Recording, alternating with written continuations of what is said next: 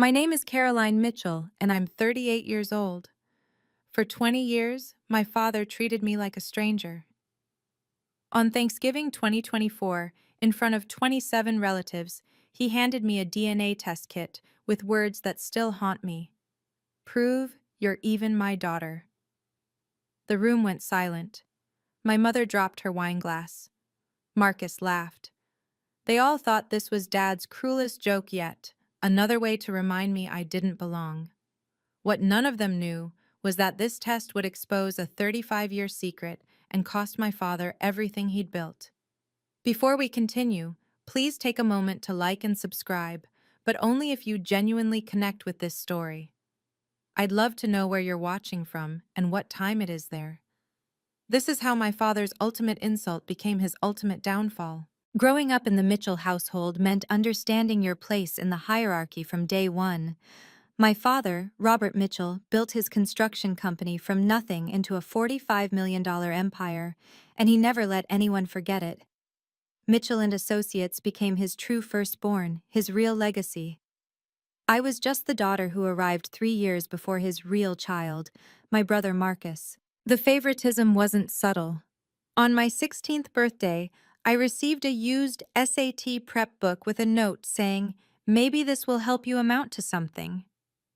That same year, Marcus got a BMW for getting his driver's license. When I graduated summa cum laude with a computer science degree from UConn, Robert's response was, "Well, at least you'll be employable." When Marcus scraped by with C's in marketing from a state school, Robert threw a party for 200 people and announced him as the future of Mitchell and Associates. By 2024, I'd spent 15 years as a software engineer at a Fortune 500 company, developing systems that saved millions in operational costs. Marcus? He'd been vice president of operations at Mitchell and Associates for 5 years, despite never successfully completing a single project without someone else stepping in to fix his mistakes. But in Robert's eyes, Marcus was building the family legacy, while I was just there. Marcus is the future of Mitchell and Associates, my father would say at every company event, his hand on my brother's shoulder. As for Caroline, well, at least she has a steady job. The worst part wasn't the dismissal, it was how everyone just accepted it. Relatives, family friends, even my mother. They all played along with the narrative that Marcus was destined for greatness, while I was lucky to be included at all. The company retreat in August 2023 should have been my breaking point. I'd just finished developing an inventory management system that would save Mitchell and Associates $2 million annually. I'd worked nights and weekends for 3 months, missing family dinners and canceling plans, because Robert said the company needed this yesterday. At the retreat's gala dinner, Robert stood before 150 employees and partners to make his announcements. "First, I want to recognize the exceptional work done on our new inventory system," he began, and my heart lifted for just a moment. Marcus has once again proven why he's our vice president of operations. This system will revolutionize how we work. Marcus, who had literally asked me what inventory management meant 3 weeks prior, stood and waved to the applause. I sat frozen, my mother Margaret beside me, her hand briefly touching mine under the table, not in comfort, but in warning. "Stay quiet. Don't make a scene."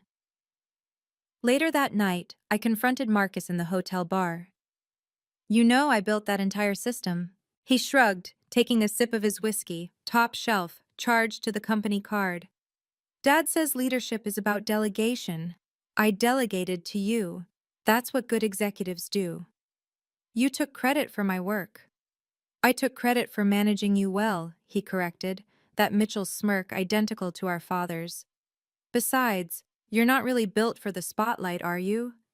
Some people are meant to be leaders, others are meant to be reliable."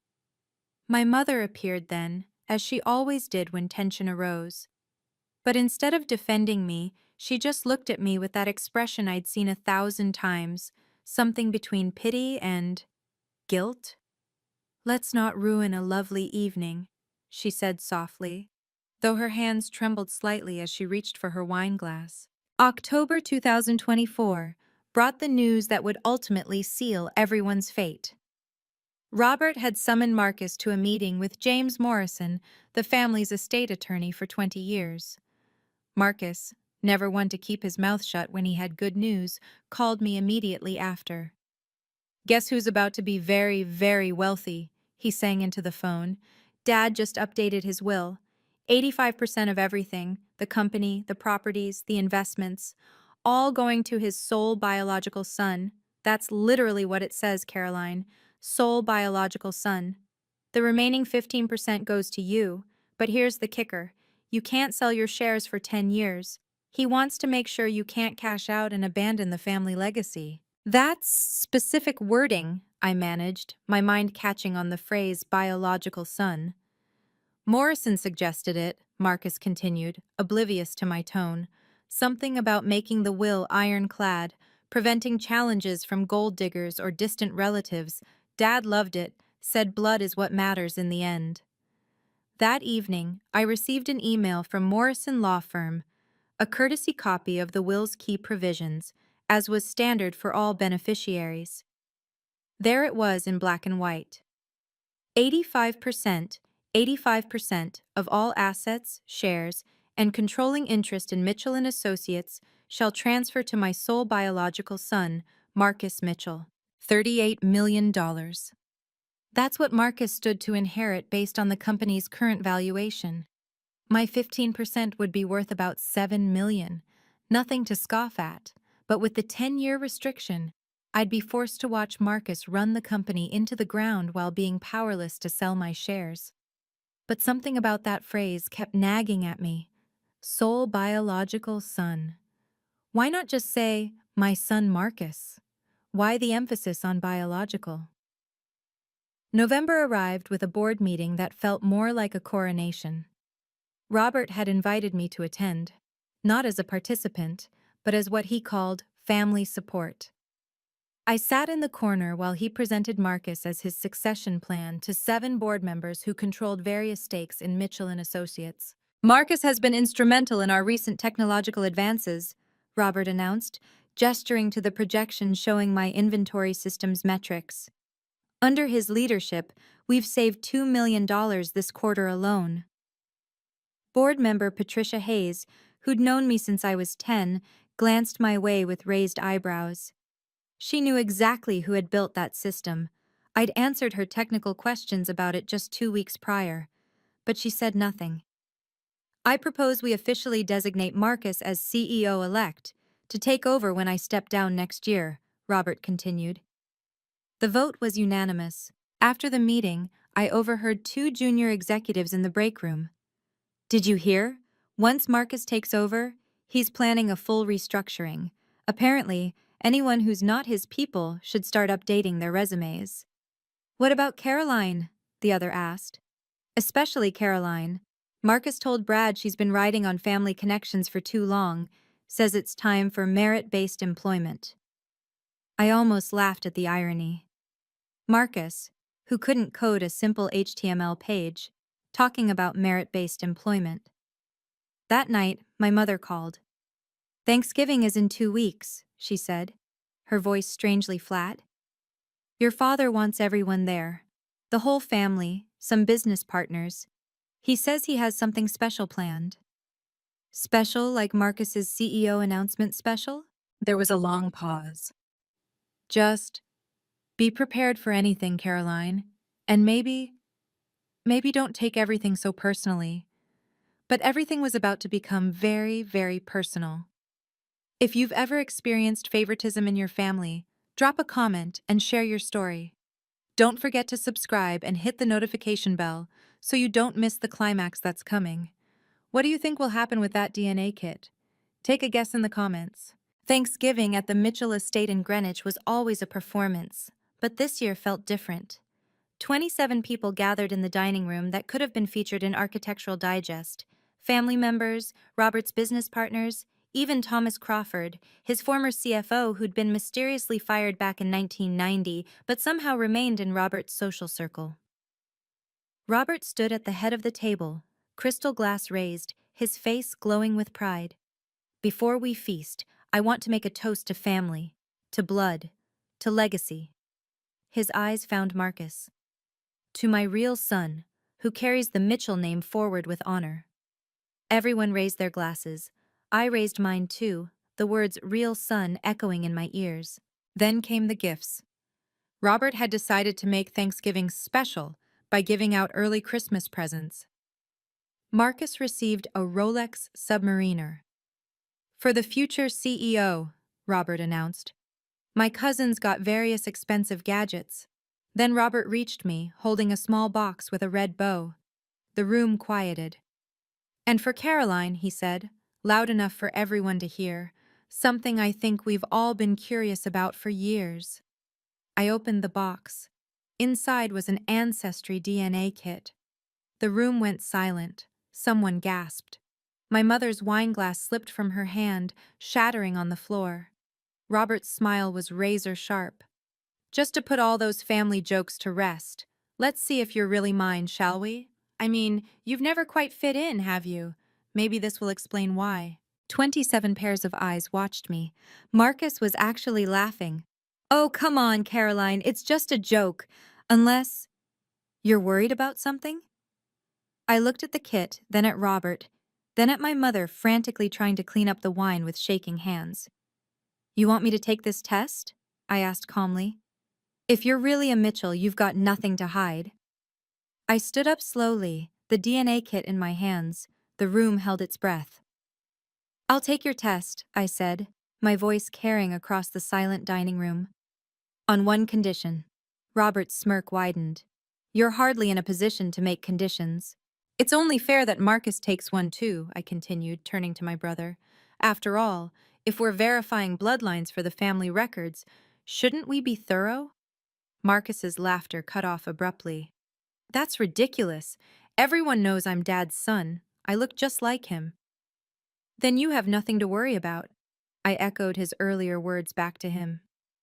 Unless you're worried about something? The room buzzed with whispers. Some of the business partners looked uncomfortable, but others seemed intrigued by the drama unfolding.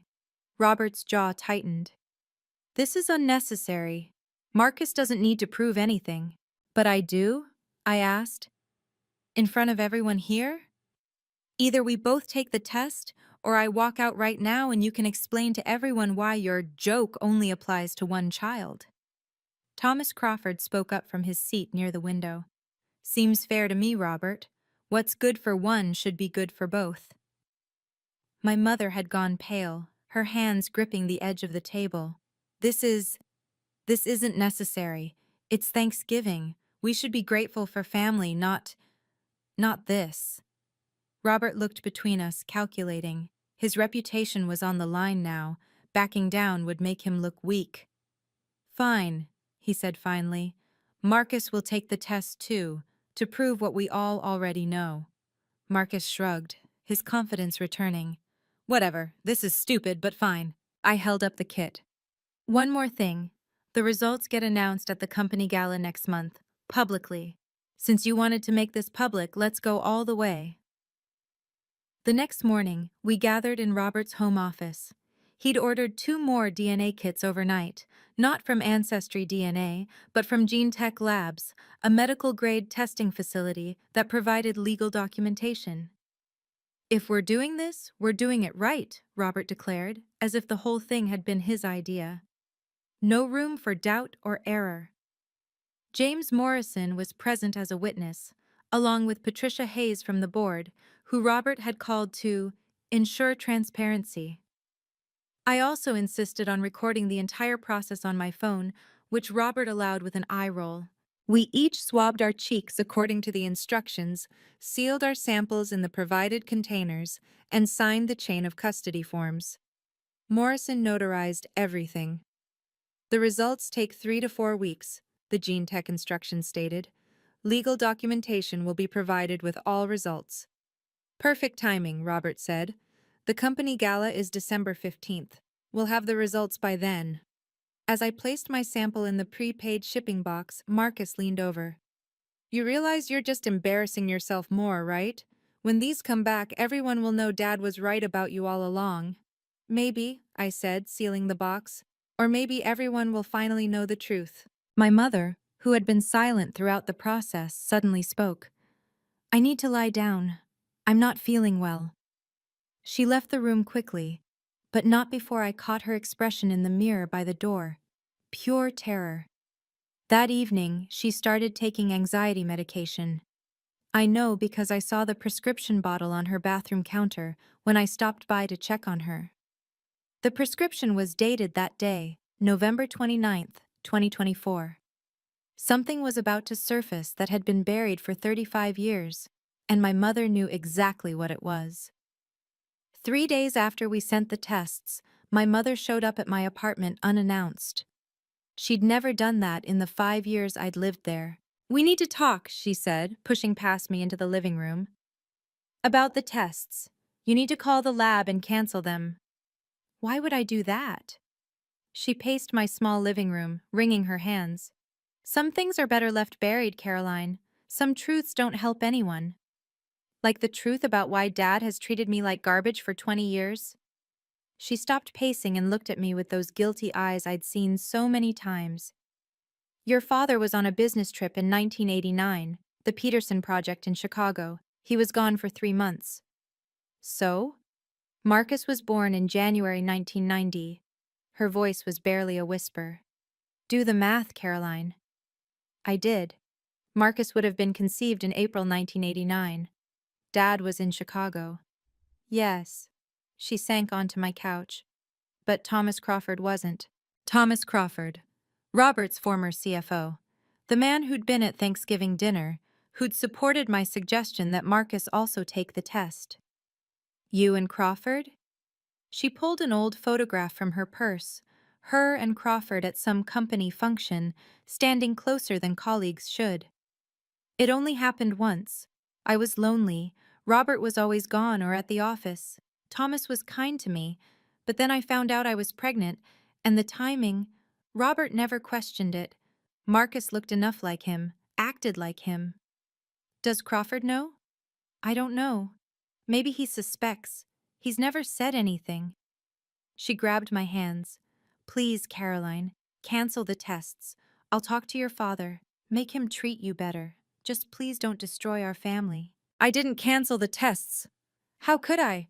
20 years of being called a mistake, and now I knew why my mother had never defended me. Her guilt had kept her silent while Robert destroyed my self-worth day by day. December arrived with preparations for the company's 25th anniversary gala in full swing. The event would be held at the Ritz-Carlton Ballroom on December 15th. 350 guests, including investors, partners, and journalists from the Hartford Business Journal. Robert had been broadcasting his plans to anyone who'd listen. It's going to be the event of the year, he told me during a mandatory family dinner. I'll be announcing Marcus as my official successor, and we'll put those silly DNA questions to rest once and for all. 2 birds, 1 stone. The DNA results were due December 14th. Dr. Sarah Smith from GeneTech Labs had confirmed via email that the results would be ready and would include full legal documentation suitable for court proceedings if needed. Why court proceedings? I'd asked during our phone call. It's standard for inheritance or custody disputes, she explained. Your father specifically requested the legal package when he called to upgrade the testing. Of course he had.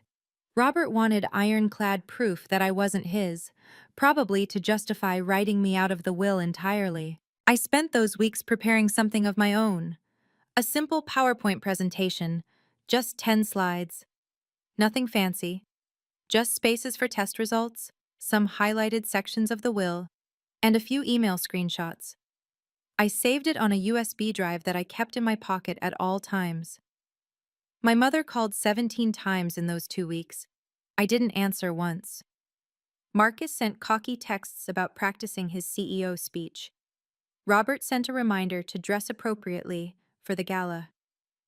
The storm was coming, and they had no idea they'd created it themselves. December 14th, 3:00 p.m.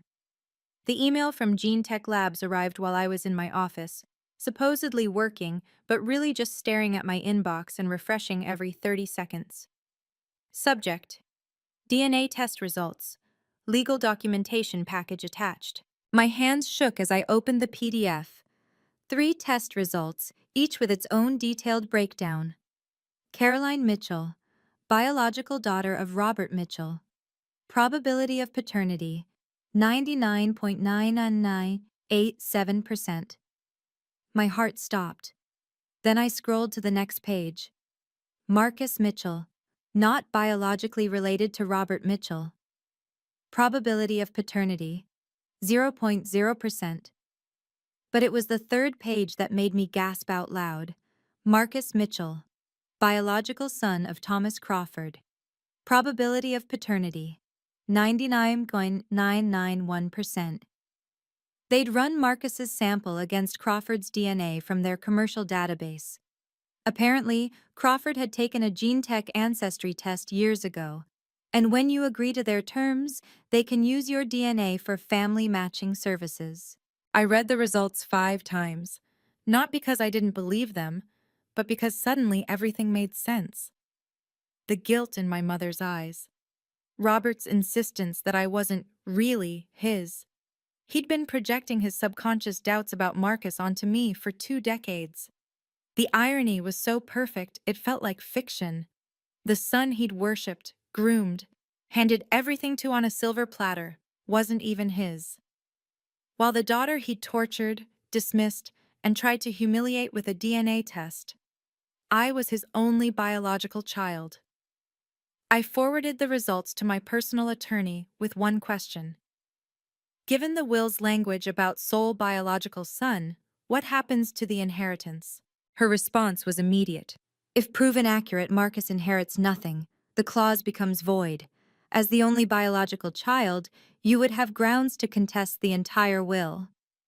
Tomorrow's gala was about to become very, very interesting.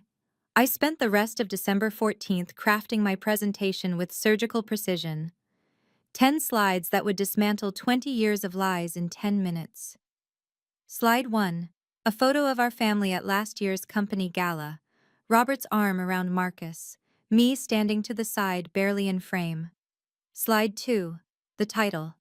DNA results as requested by Robert Mitchell. Slides 3 to 5. My results, blown up large enough for the back of the ballroom to read.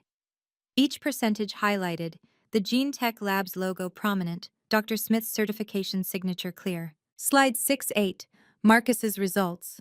The 0% probability of Robert's paternity in 72-point font, then the Crawford match, equally enlarged. Slide 9, the will's exact language, with sole biological son highlighted in yellow. Slide 10. An email from James Morrison sent an hour ago after I'd forwarded him the results. Based on these certified results, the inheritance clause regarding Marcus Mitchell would be legally void. The estate would need to be redistributed according to intestate succession laws, or the will would need to be rewritten. I also prepared backup documentation, the full gene tech report, the video of our sample collection, the notarized chain of custody forms. Everything loaded onto 3 separate USB drives plus backed up to the cloud. At 11 p.m., I sent an email to Patricia Hayes and 3 other board members. Please attend tomorrow's gala. There will be an important announcement regarding the company's future leadership that directly affects shareholder interests. Then I turned off my phone, poured myself a glass of wine, and practiced my speech one more time. This isn't about revenge, I said to my reflection. This is about truth. This is about justice. This is about finally getting what I deserve. Tomorrow, the Mitchell dynasty would crumble, and I would be the only Mitchell left standing. The story is about to reach its climax. Can you guess Robert's reaction when he learns the truth? Like this video if you support Caroline. Share it with anyone who needs motivation to stand up for themselves. Comment justice if you want to see what happens next. December 14th, midnight. My phone, which I'd turned back on briefly, showed 17 missed calls from my mother, 5 from Marcus, and none from Robert. There were also text messages. Mom. Caroline, please answer. We need to talk. Mom. I know you got the results. Please. Mom. Don't do this. Marcus. Why is Mom crying? Marcus. She won't tell me what's wrong. Marcus. This is about tomorrow, isn't it? Marcus. Whatever you're planning, it won't work. Marcus. Dad says you're just jealous. Pathetic. I turned the phone off again and went to bed, but sleep wouldn't come. I kept thinking about all the moments that led to this. Every dismissive comment, every stolen achievement, every time I'd been told I wasn't good enough, wasn't really family, wasn't worthy of the Mitchell name. At 3 a.m., I got up and looked at the presentation one more time. For a moment, just a moment, I considered my mother's plea. This would destroy her marriage, Marcus's entire identity, Robert's carefully constructed legacy. Then I remembered last year's Christmas, when Robert had given Marcus a Porsche and me a gift card to Target. I remembered him telling investors I was just the IT help when I'd saved his company $2 million. I remembered 20 years of being called a mistake. I added one final slide to the presentation, a quote, "The truth will set you free, but first, it will piss you off."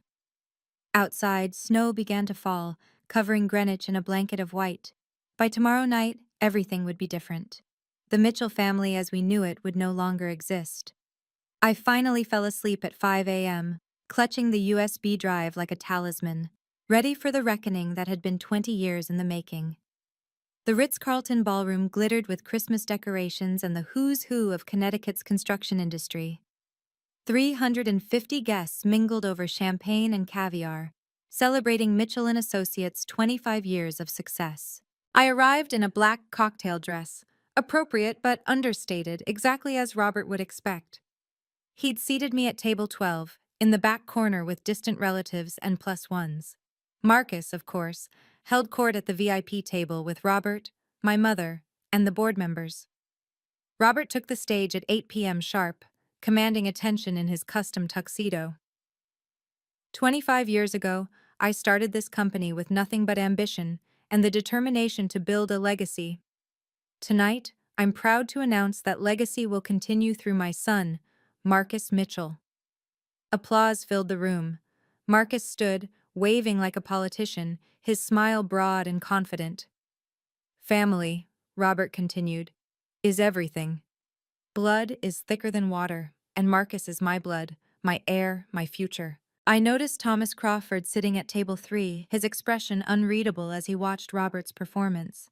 Before I officially announce Marcus as CEO-elect, I want to address something. Robert's eyes found me in the back. As many of you know, we recently did some family DNA testing, a little Thanksgiving fun that got out of hand, but I'm happy to report that all questions about our family tree have been answered. My hand moved to the USB drive in my purse. So without further ado, actually, I stood up, my voice carrying across the ballroom. I'd like to share those DNA results with everyone. Since you brought it up publicly at Thanksgiving, it's only fair we resolve it publicly here. The room turned to stare. Robert's smile flickered but held. I'm sure that's not necessary, Caroline. I walked through the ballroom, past 25 tables of stunned guests, my heels clicking against the marble floor. Each step felt like a mile, but I kept my shoulders back, my head high. May I? I gestured to the laptop connected to the massive LED screens flanking the stage. Robert's jaw tightened. Caroline, this is neither the time nor... You made it the time when you gave me that DNA kit in front of everyone, I said, loud enough for the entire room to hear. You wanted answers. I have them. Marcus laughed from his table. This is desperate, even for you. Patricia Hayes spoke up from the board table. Let her speak, Robert. You did make this public at Thanksgiving. Several of us were there. Trapped by his own arrogance, Robert stepped aside. 5 minutes, then security will escort you out. I plugged in my USB drive, my hands steady despite my racing heart. The first slide appeared on the screens, our family photo.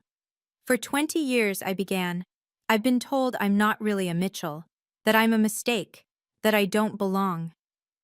I clicked to the next slide. DNA results as requested by Robert Mitchell. So let's see who really belongs in this family. The room was silent except for the hum of the projector. Remember that DNA kit you gave me as a joke? I looked directly at Robert. Remember insisting Marcus take one too, to prove he's your real son? My mother stood abruptly, her chair scraping against the floor. Caroline, please. The results came in yesterday, I continued, clicking to slide 3. Let's start with mine. The screen displayed my results. Probability of paternity, 99.9987%. Turns out, I am definitely Robert Mitchell's biological daughter. But that's not the interesting part, I said, clicking to the next slide. Marcus's results filled the screens. The 0% probability of Robert's paternity might as well have been written in fire. The ballroom erupted. Gasps, whispers, chairs scraping as people stood for a better view. Robert stood frozen at the side of the stage, his face draining of color. That's fake, Marcus shouted, jumping to his feet. This is fabricated. She's lying. I clicked to the next slide. Marcus's match with Thomas Crawford, 99.991%. Thomas Crawford slowly stood from his seat, his face a mask of shock and something else. Recognition, perhaps. The pieces finally falling into place after 35 years. My mother collapsed back into her chair, her hand over her mouth. She didn't faint as I'd expected. She just sat there, tears streaming down her face. The secret she'd carried for so long finally exposed. According to the will Robert signed in October, I clicked to the next slide, showing the highlighted text. 85% of everything goes to his sole biological son. The final slide appeared, Morrison's email confirmation. But Robert doesn't have a biological son. He has a biological daughter. Me. The mistake. The disappointment. The one who never belonged. Robert finally found his voice. This can't be. The lab made an error. Gene Tech Labs doesn't make errors. Dr. Sarah Smith stood from table 7. I hadn't known she'd be here, but Patricia Hayes had apparently invited her. I supervised these tests personally. I ran them 3 times to be certain. The results are accurate. The Hartford Business Journal photographer was frantically taking pictures. Board members were huddled in heated discussion. And Marcus. Marcus looked like his entire world had just imploded. Because it had. This is a setup, Marcus shouted, pushing through the crowd toward the stage. She paid someone off. This isn't real. Dr. Smith walked to the microphone with calm authority. I'm Dr. Sarah Smith, Director of Genetic Services at GeneTech Labs. I stake my professional reputation on these results. We maintained strict chain of custody, which was witnessed and notarized by Mr. James Morrison. Morrison stood reluctantly. The sample collection was properly witnessed and documented. I have the video evidence and signed forms. Furthermore, Dr. Smith continued, Mr. Crawford's DNA was already in our database from a test he took 3 years ago. The match with Marcus Mitchell was discovered through our standard relative matching protocol. Patricia Hayes stood at the board table. Robert, given this information, we need to convene an emergency board meeting tonight. You can't do this! Robert's composure finally cracked completely. This company is mine. Marcus is my son. I raised him. You raised him, I agreed, still at the microphone. But he's not your biological son.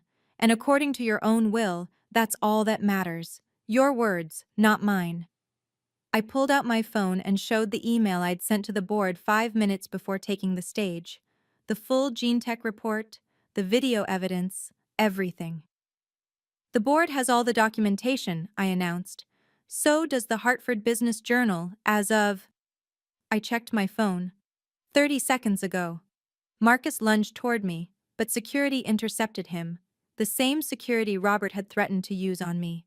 You destroyed everything, Marcus screamed as they held him back. You vindictive... I didn't destroy anything, I said calmly. I just told the truth. The DNA test was your father's idea, remember? Robert grabbed the microphone, his hands shaking. This changes nothing. I'm still the CEO.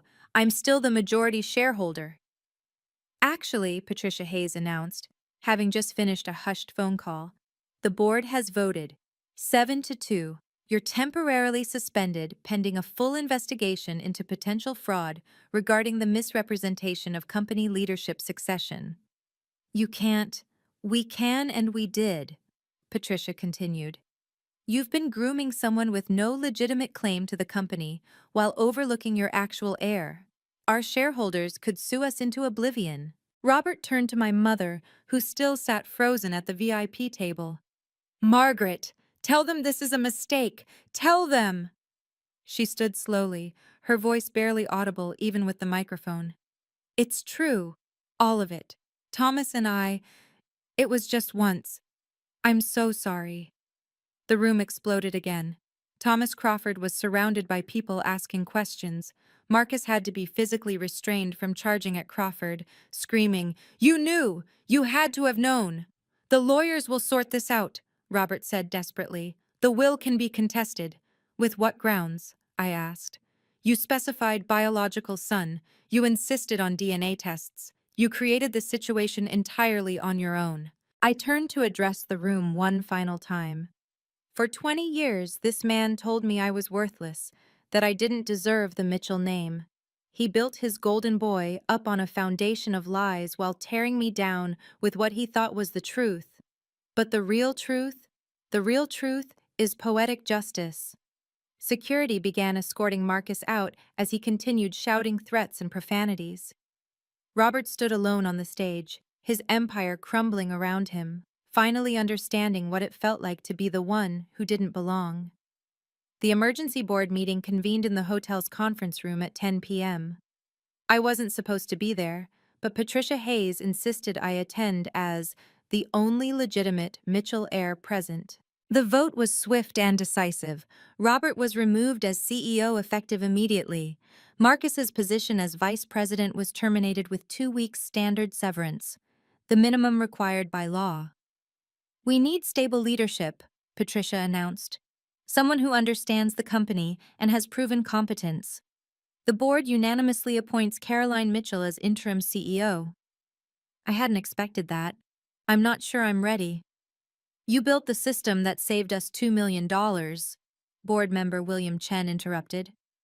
You have an engineering degree and 15 years of corporate experience. You're more qualified than Marcus ever was. James Morrison had already drawn up the emergency paperwork. Based on the DNA results and the will's specific language, the 85% controlling interest transfers to you immediately. The remaining 15% stays with Robert until the divorce proceedings determine otherwise. Within 48 hours, I would control $38 million in assets. Robert, who had been silent during the proceedings, finally spoke. You planned this. You orchestrated everything. No, I said simply. You did. I just took the test you demanded. The truth did the rest. As we signed the papers, Patricia pulled me aside. Your father built something impressive here, but he let his ego poison it. Don't make the same mistake. I won't, I assured her. I'm not interested in dynasties or golden children. I just want to run a good company. Security briefed me on the building's access codes. Robert's had already been deactivated. Tomorrow morning I would walk into Mitchell & Associates, not as the disappointment daughter, but as the owner. The reversal was complete. By morning, the story had gone viral. Mitchell dynasty crumbles, DNA test reveals shocking family secret, ran as the Hartford Business Journal's lead story. Someone had leaked the video of my presentation. Within 48 hours, it had 2.3 million views and climbing. The comment sections were brutal, but mostly aimed at Robert. Poetic justice at its finest. He literally asked for this. Imagine being so arrogant you destroy your own legacy with a DNA test. Robert's LinkedIn profile hemorrhaged followers, 15,000 lost in a week. Marcus's professional reputation was destroyed overnight. Screenshots of his past posts bragging about being the heir apparent became memes. The business impact was immediate and measurable. Three major clients who'd been considering leaving due to Marcus's incompetence renewed their contracts when they heard about the leadership change. Stock value increased 8% in the first week under my leadership. I gave one interview to the Hartford Business Journal, keeping it professional. This company was built on hard work and innovation. We're returning to those values. The drama is over. Now we focus on business. But the media wouldn't let it go. The DNA test that destroyed a dynasty became a trending topic. Reddit threads dissected every angle. Someone even started a podcast about family business scandals, with our story as the inaugural episode. Thomas Crawford released a statement through his lawyer. I was unaware of Marcus's parentage until the DNA results were revealed.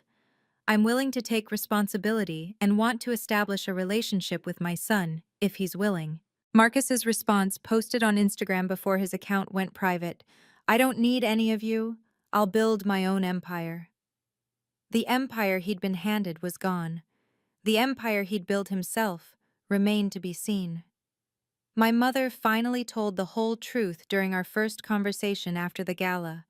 We met at a coffee shop, neutral ground, away from the ruins of the Mitchell estate. Your father was never home, she said, staring into her latte. The Chicago project, then Denver, then Houston. Thomas was kind. He listened.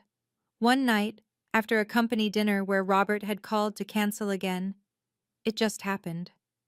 Did Crawford know? I think he suspected when Marcus was born 6 weeks early but fully developed. He never said anything. Robert never questioned it. Marcus looked enough like him, everyone said so. The divorce was swift and brutal. Connecticut's adultery laws meant my mother forfeited significant assets. She walked away with $12 million less than she would have received otherwise. Robert lost the house, half his remaining assets, and every shred of his reputation. Marcus filed a lawsuit for intentional infliction of emotional distress against me, claiming I deliberately destroyed his life. The judge dismissed it in 5 minutes. The plaintiff's father initiated the DNA testing. The defendant simply revealed the results. Case dismissed. Marcus refused Crawford's attempts at contact. He also refused the entry-level position Crawford offered at his investment firm, the only job anyone would offer him. Last I heard, he was living in a studio apartment in Stamford, selling insurance. I'm sorry, my mother said during that coffee meeting. For everything. For not protecting you. For letting my guilt keep me silent while Robert hurt you. I know, I said. And I did know. But knowing and forgiving were different things. Can we try to rebuild something? Maybe, I told her. But not now. I need time to figure out who I am when I'm not the family disappointment. Mitchell and Associates under my leadership became what it should have always been, a meritocracy. I hired a new executive team based solely on competence, not connections. Half were women, a third were people of color, and all were brilliant at their jobs. The inventory management system I developed was finally implemented properly, saving the projected $2 million annually. But more importantly, I instituted transparent attribution. Everyone's contributions were documented and credited. First quarter 2025 results spoke for themselves. Profits up 23%, employee satisfaction up 45%, and 3 major contracts secured that Robert had lost due to Marcus's bungling. The Hartford Business Journal ran a follow-up piece.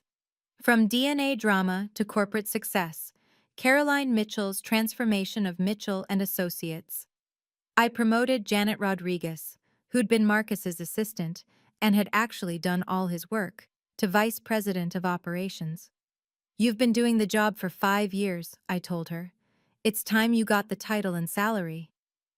The company culture shifted dramatically.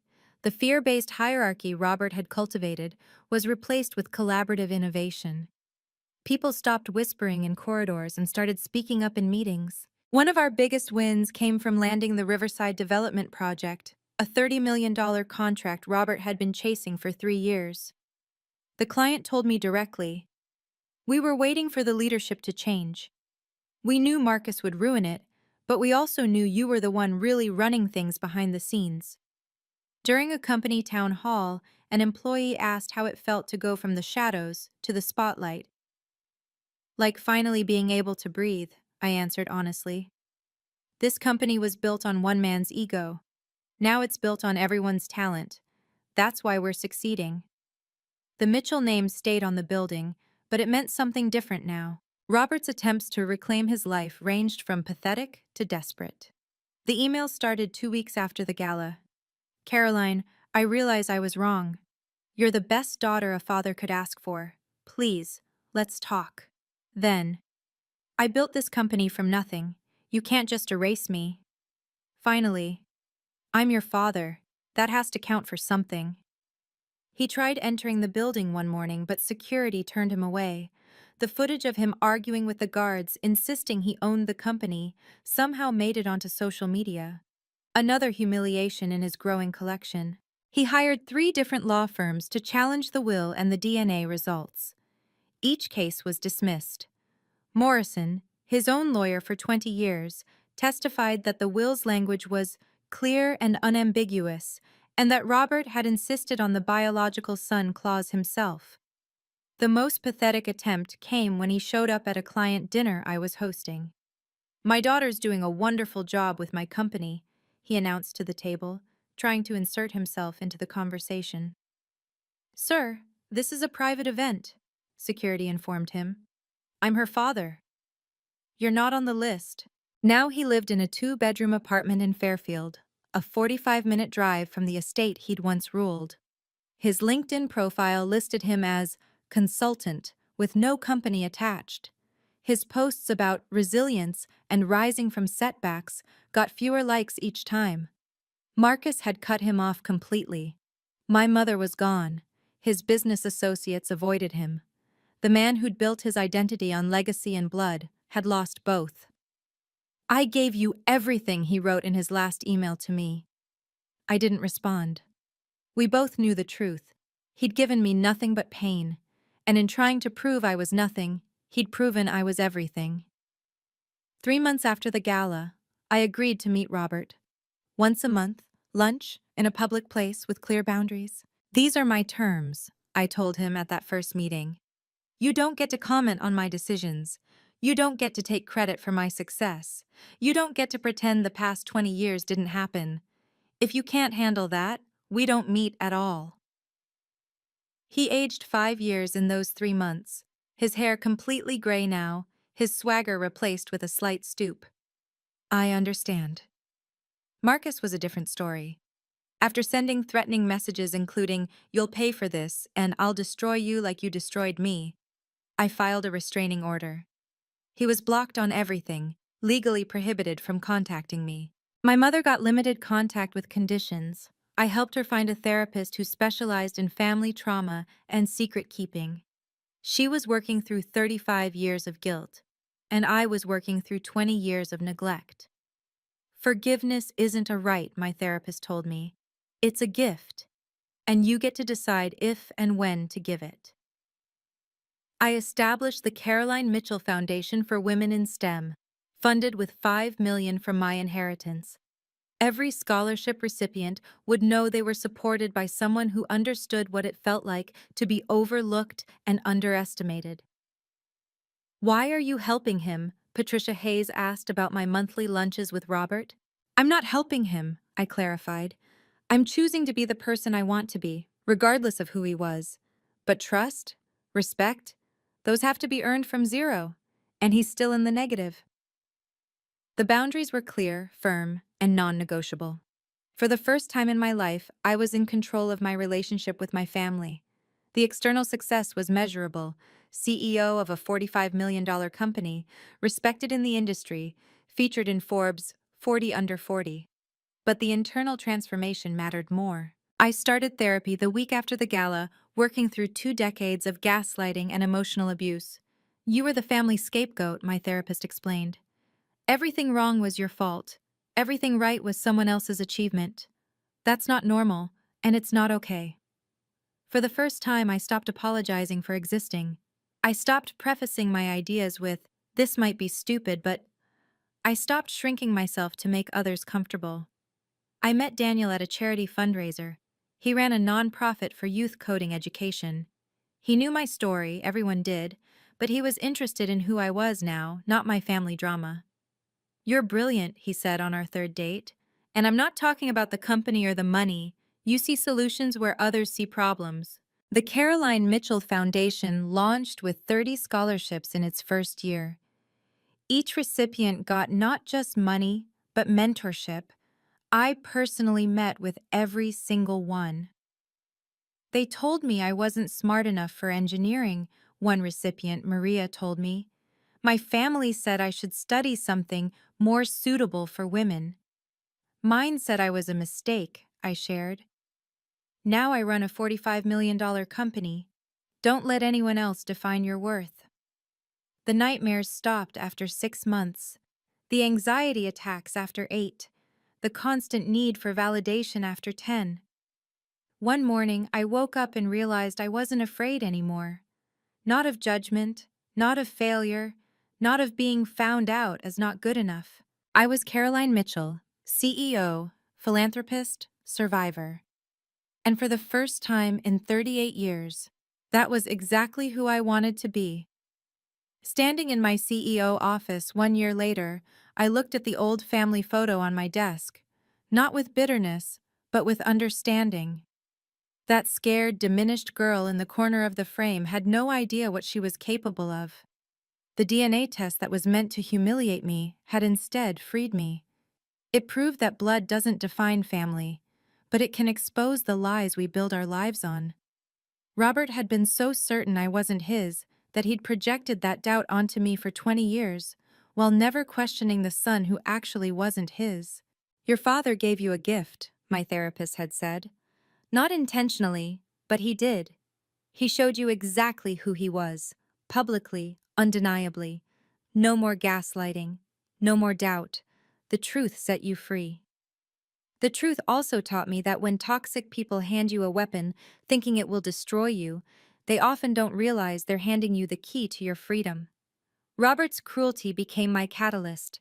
His DNA test became my evidence. His public humiliation became my public vindication. But the most important lesson? Justice isn't revenge. It's finally getting what you always deserved. I didn't destroy Robert. He destroyed himself with his own arrogance. I just refused to keep his secrets anymore. "Thank you for the DNA kit, Dad," I said to the photo, then placed it in my desk drawer. "It was the best investment you ever made in me." The Mitchell empire Robert built on blood and favoritism was gone. In its place stood something stronger, a company built on merit, a leader who earned her position, and a woman who finally knew her worth. The mistake had become the only true Mitchell, and that was the greatest irony of all. Thank you for listening to my story. If you're struggling with toxic family dynamics, remember, you deserve respect, regardless of blood relations. Subscribe to hear more stories about justice and courage. Share this video with someone who needs to hear that they're not alone in their struggle. Comment boundaries if you believe in standing up for yourself and setting healthy limits. Until next time, remember, sometimes the best revenge is simply revealing the truth.